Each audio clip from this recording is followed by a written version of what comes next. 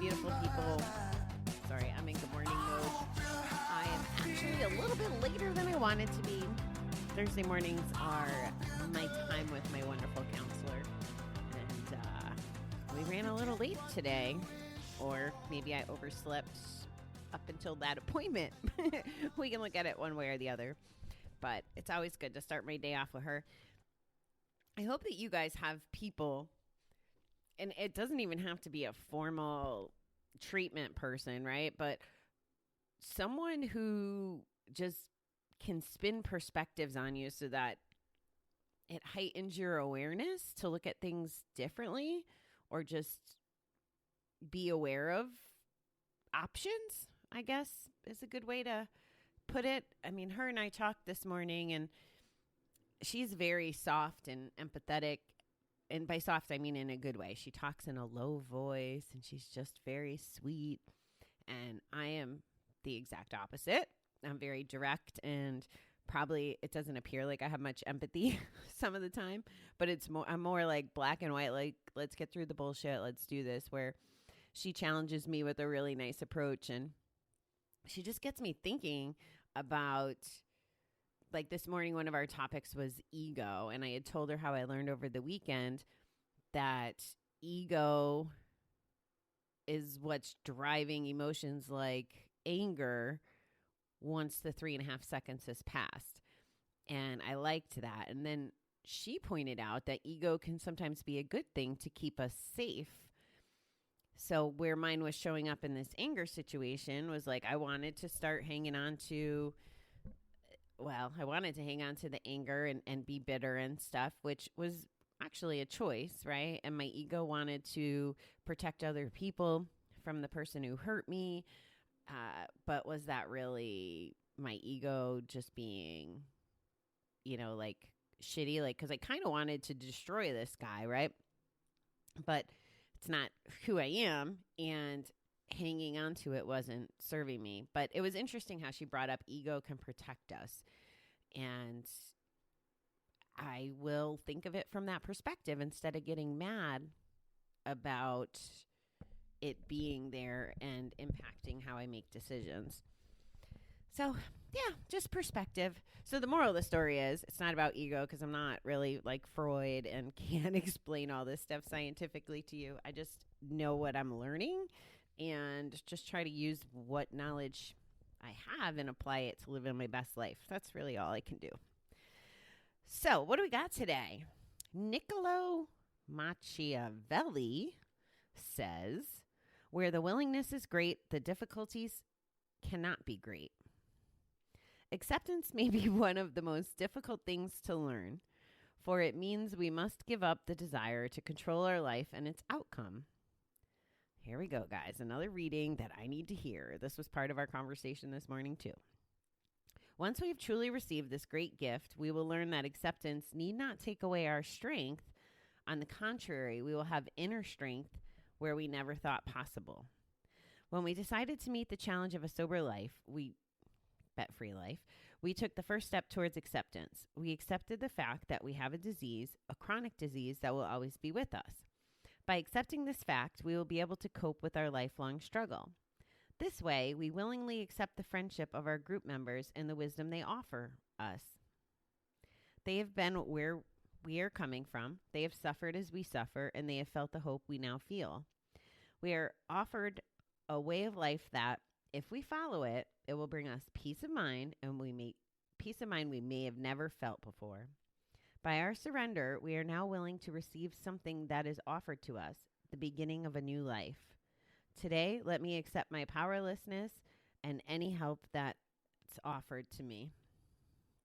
The reason I'm giggling is I've shared with you that new mantra that I really love. Everything is perfect. Everything is evolving.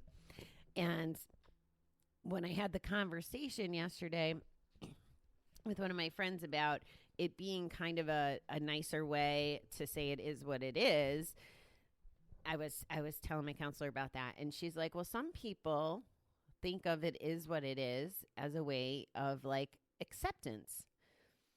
And my personal struggle is using it when you're accepting something that I don't think should be accepted. And that's just my point of view. It doesn't have to be anybody else's. But that's when it evoked some sort of reaction in me where I'd get mad. Like if it was in a relationship and that's usually what it's around is different relationships of why I struggle with it. There was a work experience too. And I think I shared that with you maybe yesterday, that it could be said. And I'll use the work one as an example. If it's settling, it's like, I feel like there's always something that can be done. Maybe not always, but a lot of the time something can be done to make a situation better. So I don't like accepting it is what it is. In the context of this reading, though, it's very freeing as someone with an addiction, right? So the past, it is what it is, right? Everything was perfect. Everything was improving. We didn't know it at the time. At least I didn't know it at the time. But the past, it is what it is. I can't do anything to change it. And that's a big part of our recovery and thinking about it that way. The book talks about accepting that, gambling is a disease and it's a lifelong struggle and all the things. And again, true. We should accept that this was part of who we are or were, but I don't want it to take away from the gifts that we now find in recovery because of that. We've chatted in the past about how we're almost special on some context. So like if we have a Gamblers Anonymous community or a recovery community that works for us, sometimes our spouses and families are left behind if they're not participating. And that's a gift, is having these communities and this peace and wisdom and learning from other people and connection and all these wonderful things. So we can't change the fact that we were gamblers, but it is what it is. We were gamblers. And now we have this opportunity at just this amazing best life. And I think that that's part of what the reading is trying to say too. By our surrender, we are now willing to receive something that is being offered to us, the beginning of a new way of life. Let me accept my powerlessness and any help that's offered to me. So if we don't do that, if we don't accept it, if we don't embrace it, what happens? This is what I think happens. We can stay stuck in the spiral of the feelings that come with the devastation of gambling. We can feel hopeless. We can feel shame, guilt. I learned some stuff about shame and guilt too over the past weekend. I don't have my notes in front of me, but it was an interesting perspective of how James taught it to us. At any rate, if we hang on to the past, I'm going to break this down. Oh, I'm a gambler. Oh, I was a horrible person. Oh, all those things. And we stay stuck in that. We don't have the opportunity to see all this other gifts. And chances are we go back because it's what we know and what we're comfortable with. And because we can't see the light that's shining in from recovery that it gives us. So it has to start somewhere.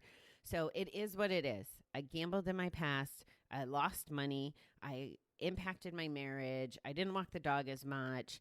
I was very distant from my family. Like, those were all the things. But here's the beauty of it, guys.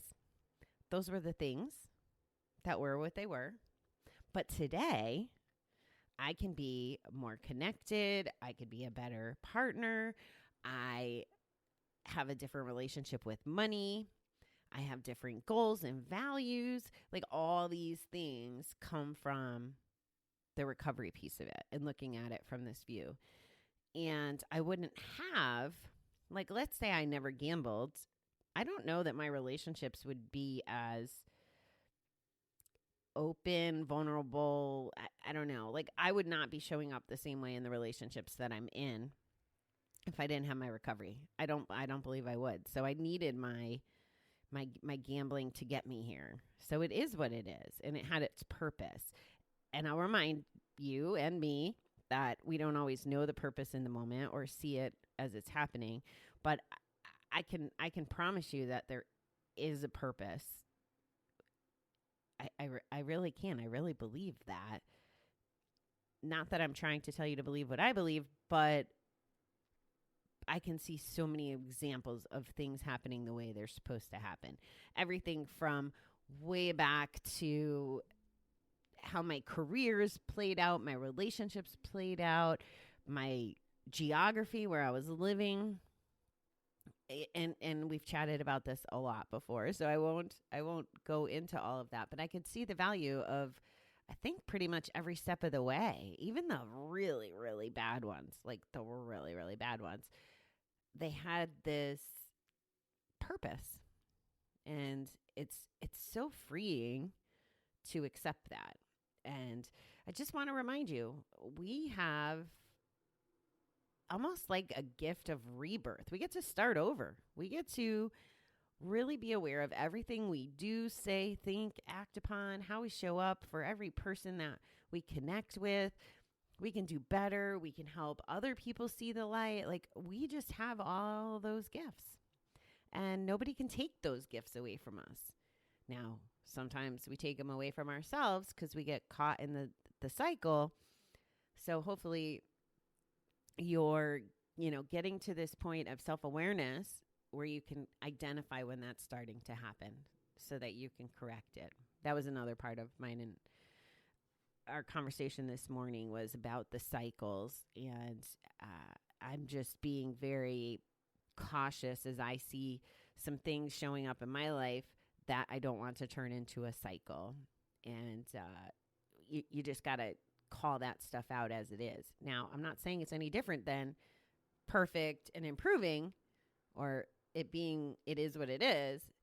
However, I would like to be aware of it so that I can help navigate the situations that I'm in. I don't want to just settle. I want to make sure that I'm doing the best I can to move all aspects of my life in the direction I want to go. So that's what I got today, guys. Everything is perfect. Everything is improving. I freaking love it. I don't know if you're going to have to hear about this forever, probably, because it seems to tie into everything. So I'm really grateful for that mantra. I hope that you guys have a fabulous, I don't even know what day of the week it is. Thursday. It's Thursday. Maybe Friday. Getting close to Friday in some of the worlds that you're listening from. But I hope it's spectacular. I know it'll be perfect. And I will talk to you guys tomorrow. What do we got tomorrow? Oh, we have another guest tomorrow. I think you're going to like this guest too. Someone who's very full of energy. So I'm pretty excited about that. All right. Have a great day, beautiful people. And I'll talk to you.